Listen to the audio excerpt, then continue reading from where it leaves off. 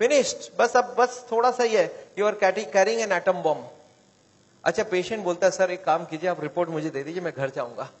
बोलते घर आप पहुंचेंगे कैसे, उसके पहले ही हार्ट अटैक हो जाएगी। अच्छा, आपको क्या लगता है डॉक्टर को मालूम है कि हार्ट अटैक कल होगा आज होगा? उसको तो ये भी नहीं मालूम 70 है 80 है या 90 है। क्यों ऐसा बोला जा रहा है? To create a fear. और फियर से क्या होगा फिर? ऑपरेशन के लिए इमीडिएटली, बहुत सारे लोगों को इतना बोलने का जरूरत ही नहीं हो, तो इमीडिएट तैयारी हो जाता है। हार्ट का सुनते उसके मन में ऐसे ही डर रहता है, उसको ज्यादा डराने का। पर कभी कभी पेशेंट बोलता है सर एक बात बताइए, ब्लॉकेज तो कल भी था, ब्लॉकेज तो आज भी है, कल तक तो मैं सारा ही काम कर रहा था, ये पेन तो मेरे को बड़े दिनों से है, मैं अब तो पता चला हूं, तो आप एक काम करिए, मेरे को आप डिस्चार्ज कर दीजिए, मैं घर जाके फिर सोचूंगा। बोला नहीं, आप एक काम कीजिएगा, आप करवट भी लेंगे ना तो हमको पूछ लीजिएगा। पेशेंट बोलता है नहीं सर मैं तो घर जाऊंगा। बोला आप रुकिए, आपके घर वालों से मैं पूछता हूं। अच्छा, घर वाले बाहर कौन कौन वेट कर रहे होंगे? सारा खानदान वेट कर रहा होगा। वहां पे जाके क्या बोलना है कि patient is very critical, any moment he can die. आप बोलो मैं बचाने की कोशिश करूं और जाने दूं।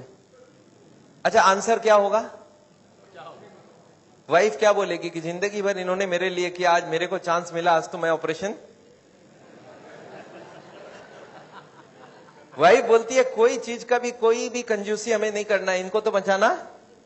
अच्छा, बेटा मानेगा कि नहीं? एक बेटा बड़ा समझदार होता है, बोलता है डॉक्टर को, डॉक्टर साहब एक बार बताइए, मैंने सुना है कोलेस्ट्रॉल की वजह से ब्लॉकेज होता है, इनका कोलेस्ट्रॉल हाई है, तो क्या करूं कि कोलेस्ट्रॉल कम हो जाए? खाने पीने में क्या क्या चेंज लाना चाहिए? अच्छा, कार्डियोलॉजिस्ट मान जाएंगे इस बात में? वो बोलेंगे you are wasting my time, he is dying and you are talking all this rubbish. अच्छा, तब तक और जितने परिवार वाले बोले नहीं नहीं ऑपरेशन होना ही चाहिए। मेरे एक पेशेंट थे, बोले डॉक्टर साहब मेरे साथ पूरा ऐसे ही हुआ, मैं तो खाली एक बार टेस्ट कराने गया था और उसके बाद वो ऑपरेशन करके ही भेजे मेरे को वापस। मेरे एक और पेशेंट थे, बोले सर मैं फिर भी नहीं कराया, मैं निकल आया। मैं बोला आप निकले कैसे? बोला मैंने बोला मैं तो नहीं कराऊंगा, मुझे घर जाना है। वो बोले नहीं आप घर भी नहीं पहुंचेंगे। मैं बोला मैं लिख के देता हूं, मैं पहुंच जाऊंगा। फिर मैंने लिख के भी दे दिया, फिर भी वो जाने नहीं दिया। फिर मैंने लास्ट बोला, मैंने बोला देखो मैं करने तैयार हूं, पर प्रॉब्लम है मेरे पास पैसे नहीं है, आप फ्री का कोई ट्रीटमेंट हो तो करवा डालो।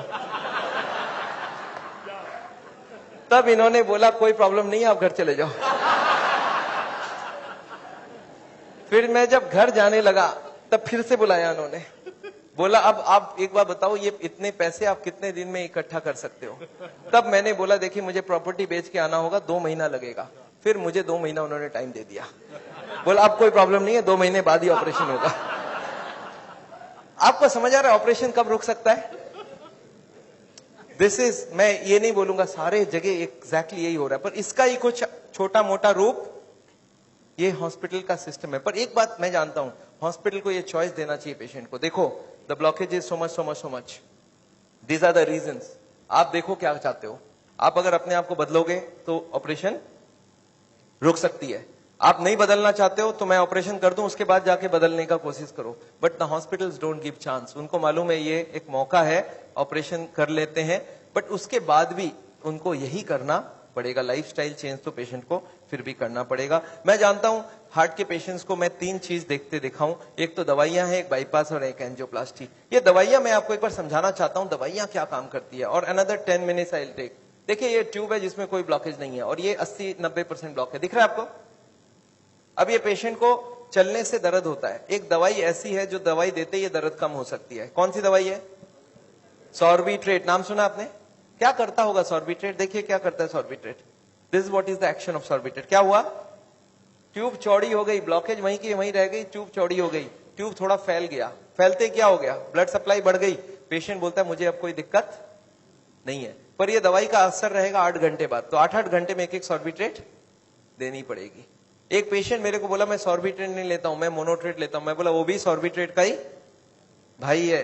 तो ये जितने भी सॉर्बिट्रेट है उनका नाम मैं आपको दिखा सकता हूं, these are all kinds of sorbitrate and all.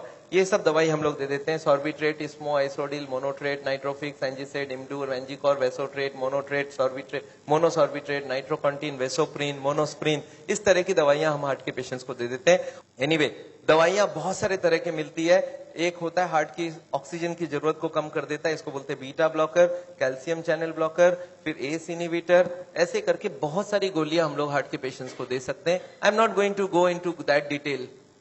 कुछ ब्लड पतला करने का दवाई भी देते हैं, आपने देखा है नाम, Ecosprin, Colsprin, ASA, Delisprin, Disprin, Clopigrel, Clopilet, Clopivas, Ceruvin, Clavix, Clotrel, Plagril, Stromex, Deplatt, इस तरह की गोलियां हम लोग देते हैं ब्लड को पतला करने के लिए।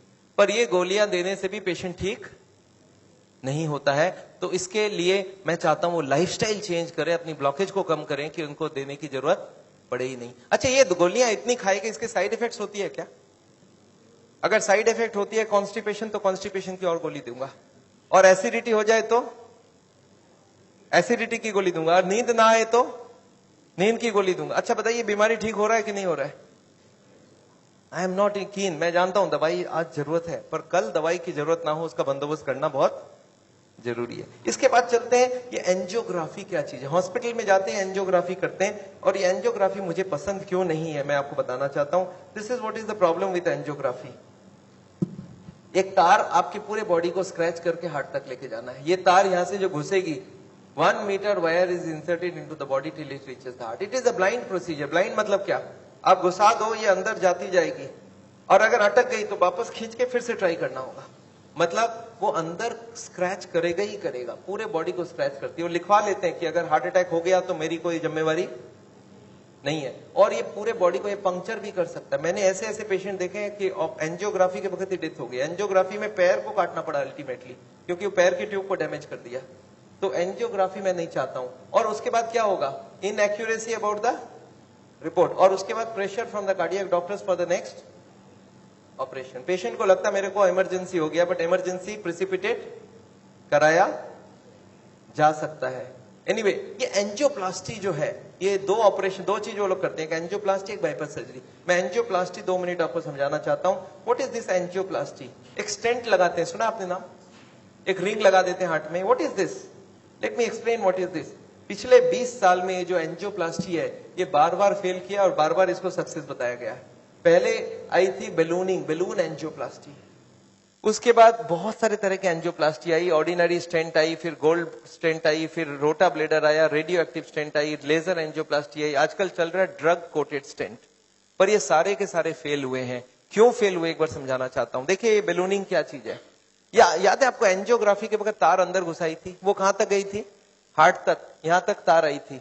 इस तार के ऊपर ये बैलून होता है। इस तार को थोड़ा सा धक्का मारते हैं, कभी कभी कार्डियोलॉजिस्ट तार को अंदर रख के बाहर आ जाते हैं, आके बोलते हैं देखो तार अंदर है, बोलो तभी खोल दूं।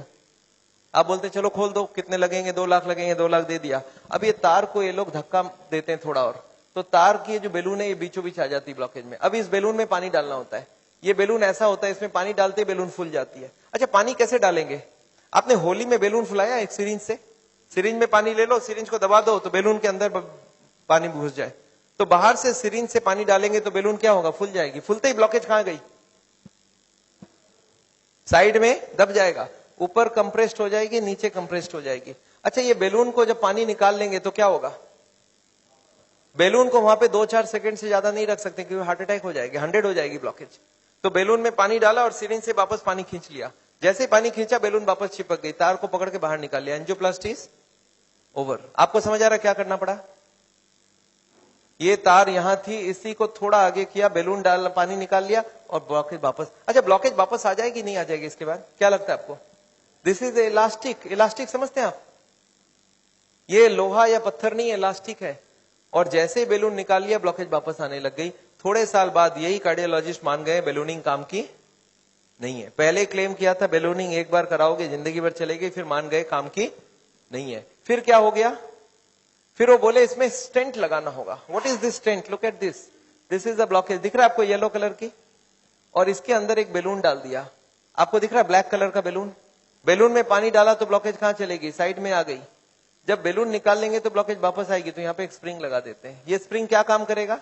ब्लॉकेज को आने से रोक देगा। आपको समझ आ रहा है स्प्रिंग का मतलब क्या है? अगर स्प्रिंग डाला गया, इसका मतलब क्या है? कि ब्लॉकेज वापस आ रही थी। इसका मतलब पहले वाला जो क्लेम था वो गलत था कि बैलूनिंग करा लो, ठीक रहा।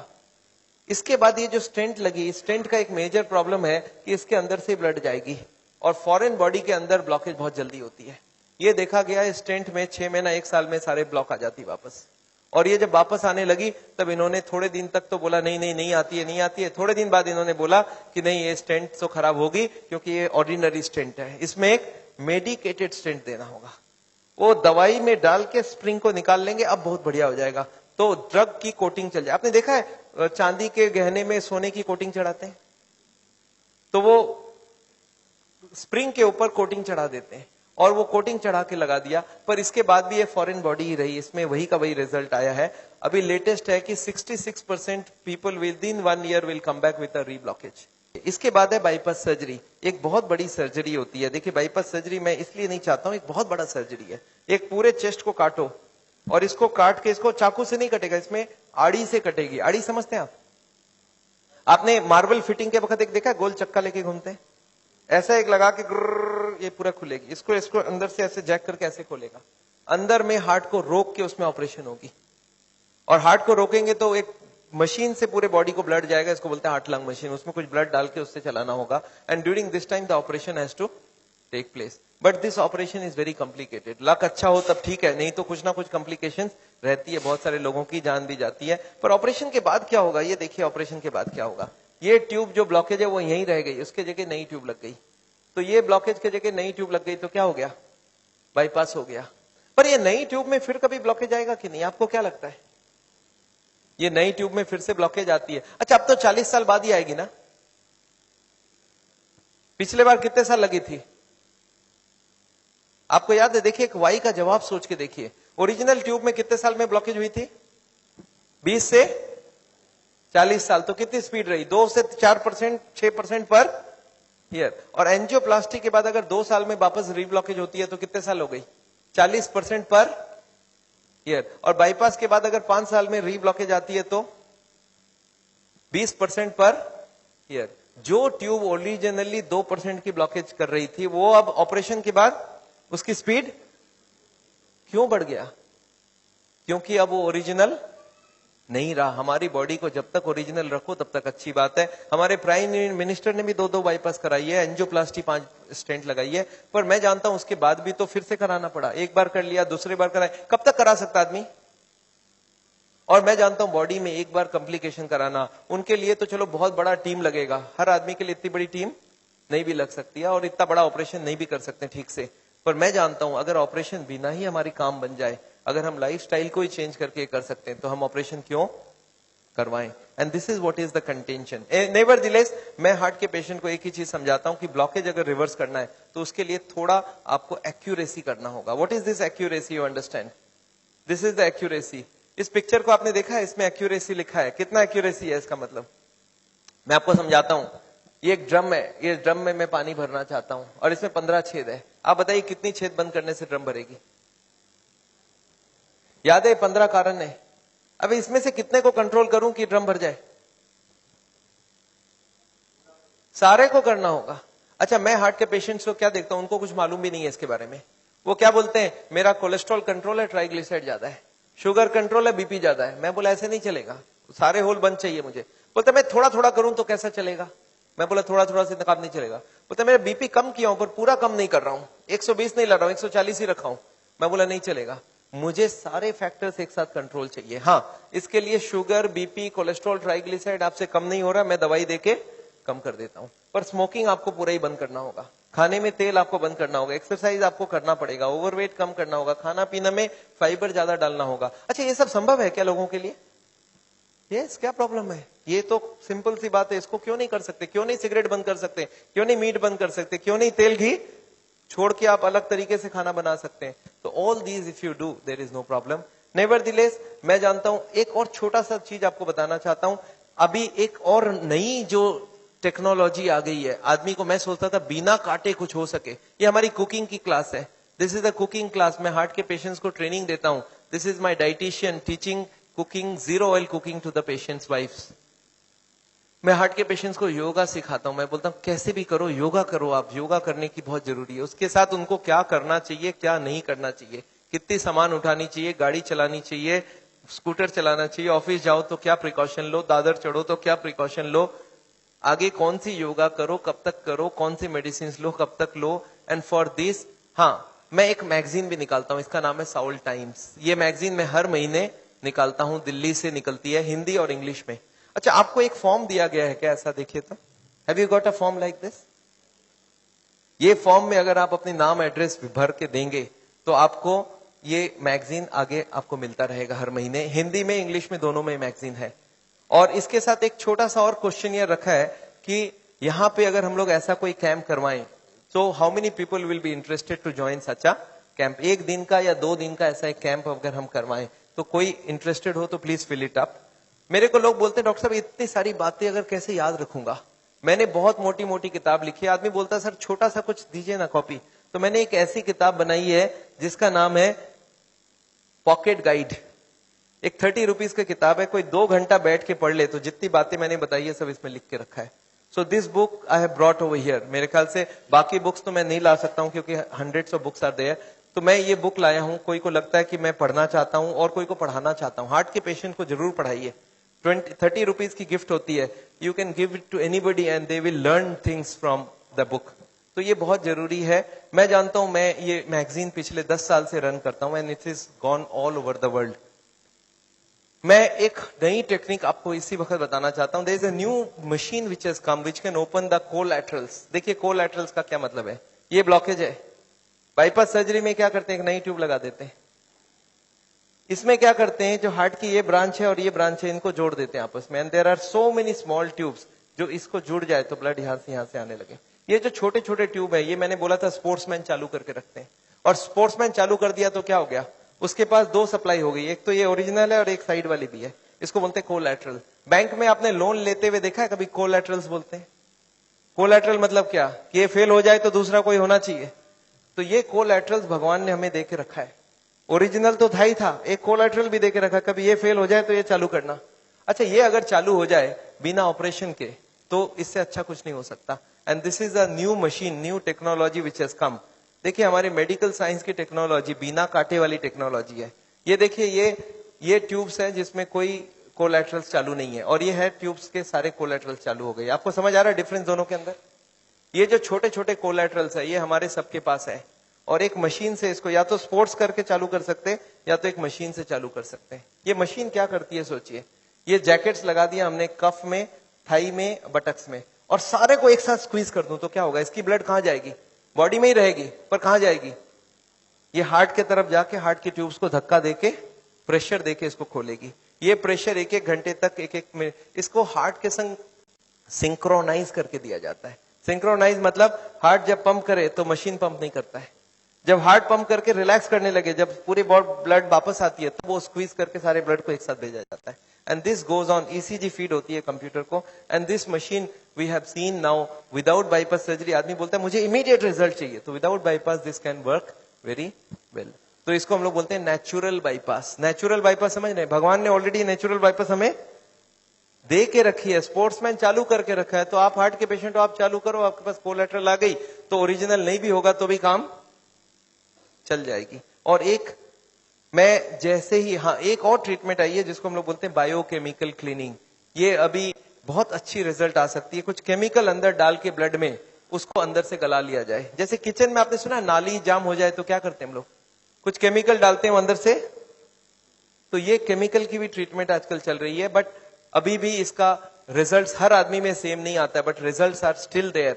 बहुत सारे ऐसे पेशेंट है जो 30-40% तक ब्लॉकेज इससे कम हो सकती है। नेवरदिलेस मैं समझता हूं मैंने बहुत सारा लेक्चर आपको दे दिया है। कोई ने मेरे को बोला था एक बार कि डॉक्टर साहब कभी भी किसी को आधे घंटे से ज्यादा लेक्चर मत दिया कीजिए। मैंने बोला क्यों? बोला आपने स्कूल, उसके बाद दिमाग काम नहीं करता है।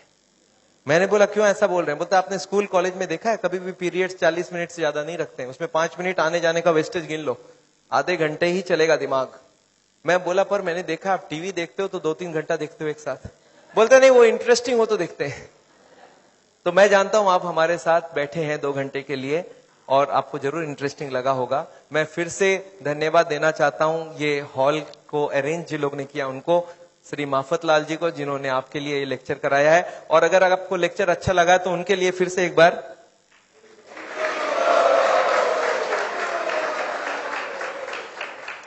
I just wanted to formally thank Dr. Chajjar for a wonderful, not only a wonderful talk, but highly personal and very interactive. and particularly the stamina and energy that is shown at the end of the day.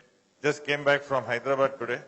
So I think we should give him a much more warm welcome.